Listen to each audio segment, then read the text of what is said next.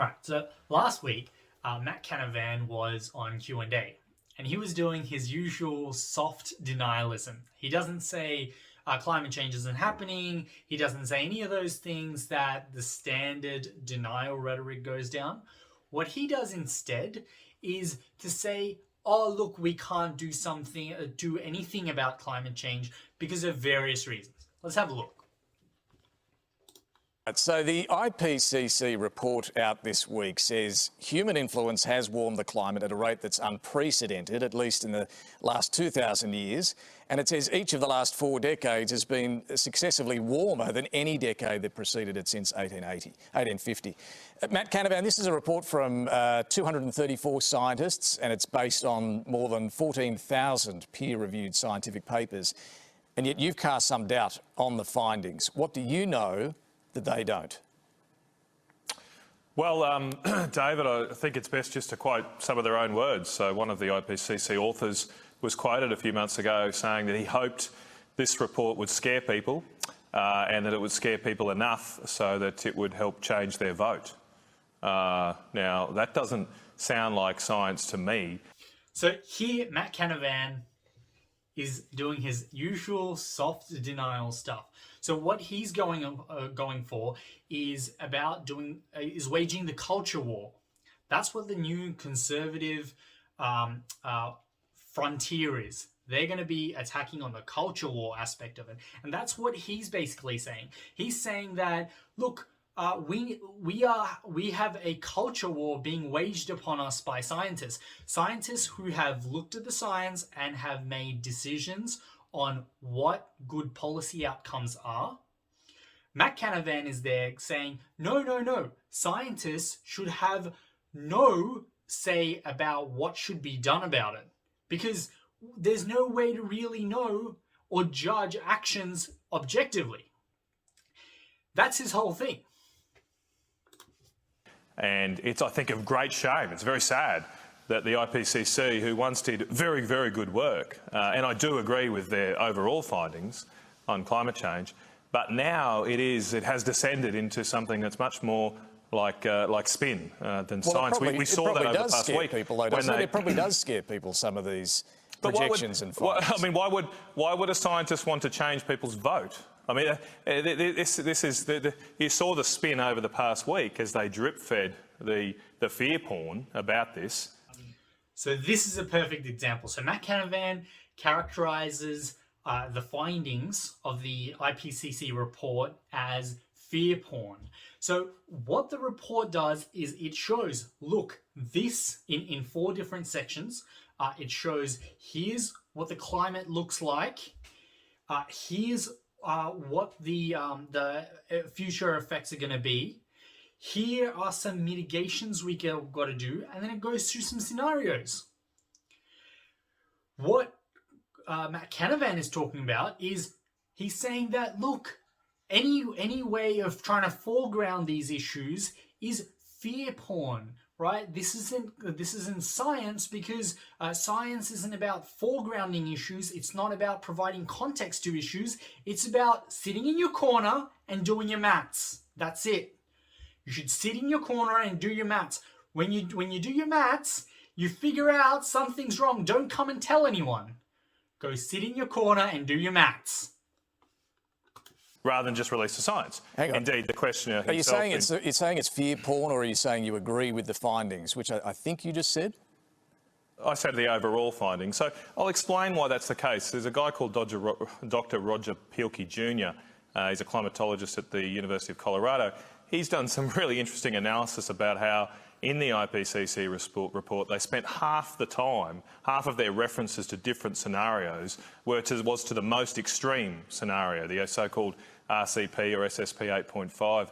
And that is, at least the IPCC does recognise in their report that scenario, this time they recognise, is extremely unlikely, but they spend more than half the time focusing on the most unlikely outcome. That outcome, can I just finish here, David? This is a really important point. Just quickly, yes.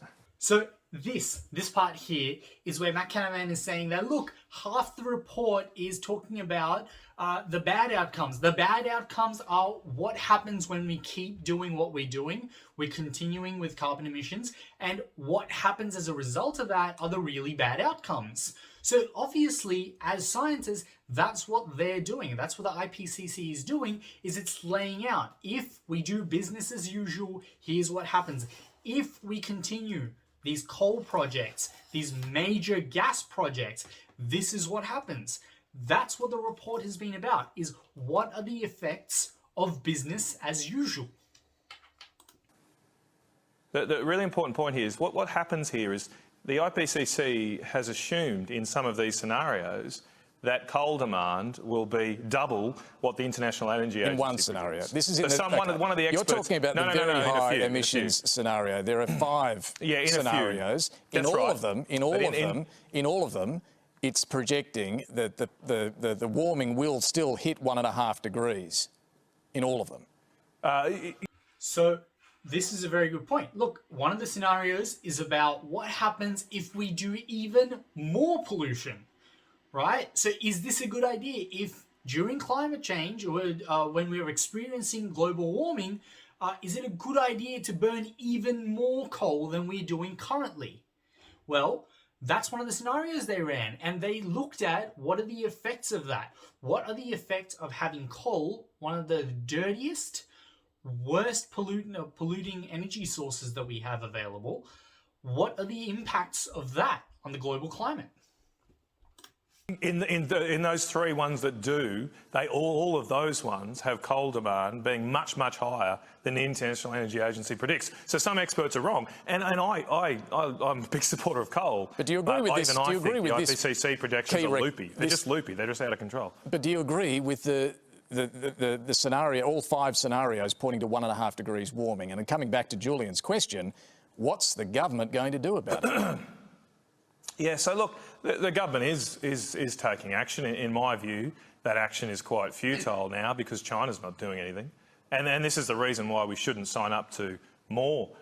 So this is where Matt Canavan pivots. So now he's been asked, what is Australia going to do about it? Look, all of the scenarios, we're looking at 1.5 degrees or more warming. And we'll go through the impacts of some of that a little bit later. But the thing is that what Matt Canavan is trying to do is trying to deflect from actual policies that he can actually impact on. He can actually do something about it. But no, what he's going to do is deflect to what China's doing. Reductions, because it would just be a free kick to China right now. China's already stolen thousands of jobs, Australian jobs, through their inability to be trusted under the trade agreements we've signed with them, including their accession to the World Trade Organisation. And so now the proposal is let's sign another agreement with China, but which will mean we'll handicap our own industry. Right, to take your point there, shouldn't we be putting international pressure on China to do more than the commitments they have already made, rather than giving them an excuse, not to? Well, good luck with that. I mean, good luck. I mean, the Chinese Communist Party haven't cooperated with health inspectors to find the origin. Why are they going to do anything if a country like Australia's not? Well, why is China going to be trusted now when they weren't in the past? I mean, this is why the Prime Minister is right to say what we should be doing is developing the technologies that mean that cleaner energy is more efficient, and then China and other countries will adopt them, of course. But so what Matt Canavan's doing there is he's trying to deflect away from Australia's inability to actually deal with the solution and say that, oh, we should be trying to develop the technologies. We're already trying to develop the technologies. Everyone around the world is trying to develop those technologies. It's not like he's suggesting more money for CSIRO.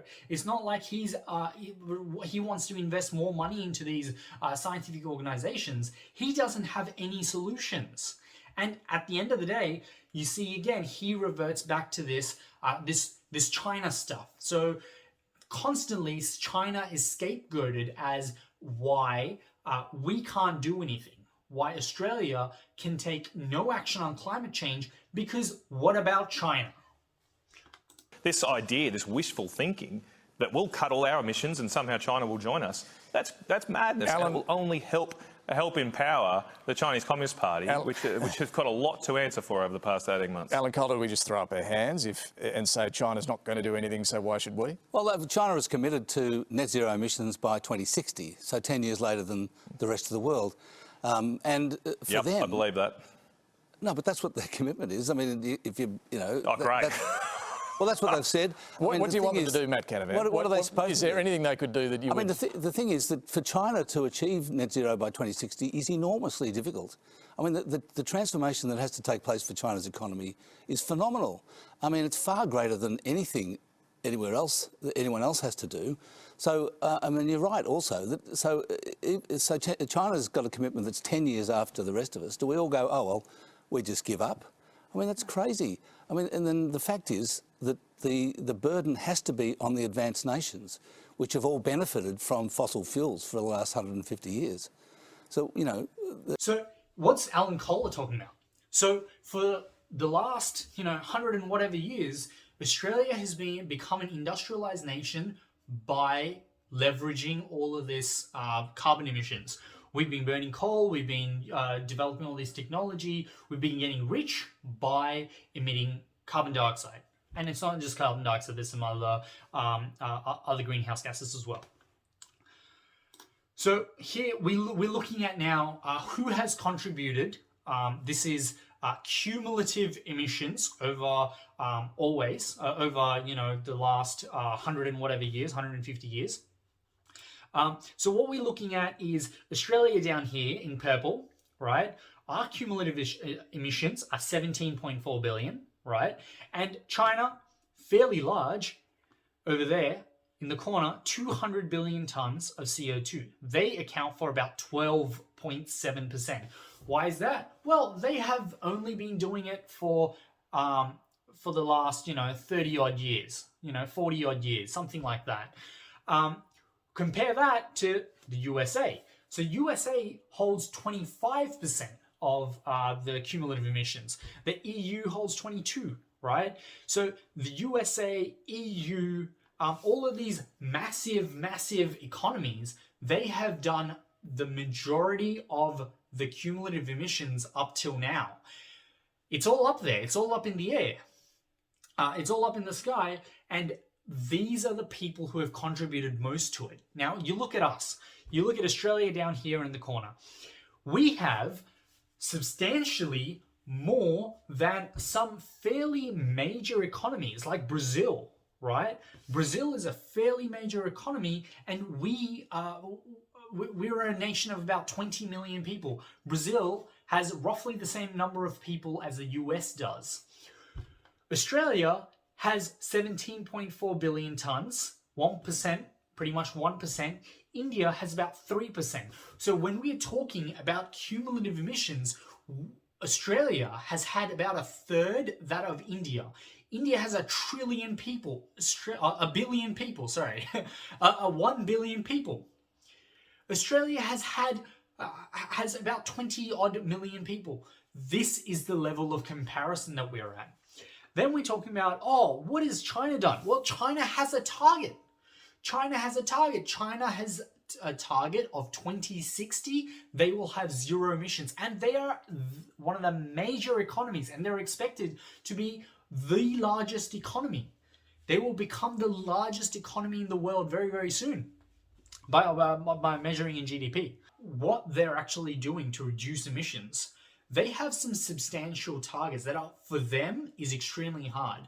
So in 2016, China pledged to no longer build coal-fired power plants. Since then, they stopped that, and they've built a bunch of new coal-fired power plants. That's something everyone's concerned about.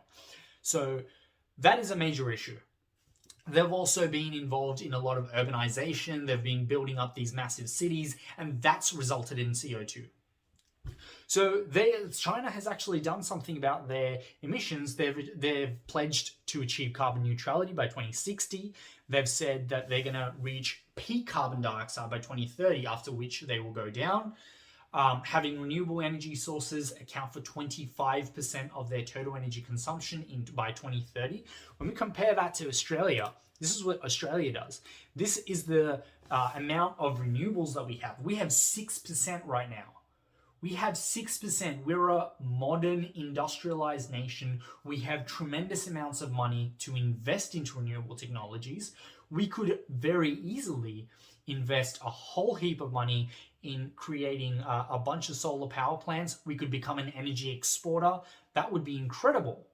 Now we're looking here, reducing carbon intensity on the amount of carbon emitted per unit of GDP. So basically, they'll be their economic activity is going to impact less and less as a portion of the carbon dioxide that it generates.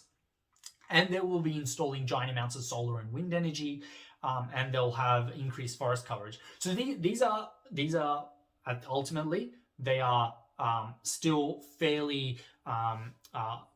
They need to be much more substantial goals, right? Of course, China has a heck of a lot to do, but in the context of Australia, Australia has no targets. We have no targets. We don't have a net zero target ever. Our major policy point right now is to replace coal with gas. That's what we're expecting to do. These actors like Matt Canavan, who is out there shilling out for the coal industry, right? Day after day, he's out there, he's fighting for the coal industry, right? At the end of the day, the coal jobs are going away, and he doesn't want to provide any kind of shelter for those people who have those coal jobs. He doesn't want to secure their future. He doesn't want to provide them with any kind of support, any kind of nice transition, smooth transition into newer and the future and future industries of the world. He wants to lead all of these workers, all these coal workers, into cul-de-sacs, right, where there's they're dead ends. There's nothing there, right? Those industries will very soon not exist anymore. So that is what he is doing. Matt Canavan, in this exchange here, all he's doing is trying to get away with not having to put any kind of actual policy goals in for the country that he's a member for, that he's a senator for. And this is what happens when you're voting for nationals, when you're voting for the Liberals. This is the kind of leadership you receive. You get deflections, you get basically excuse making for why Australia can take no action and do nothing.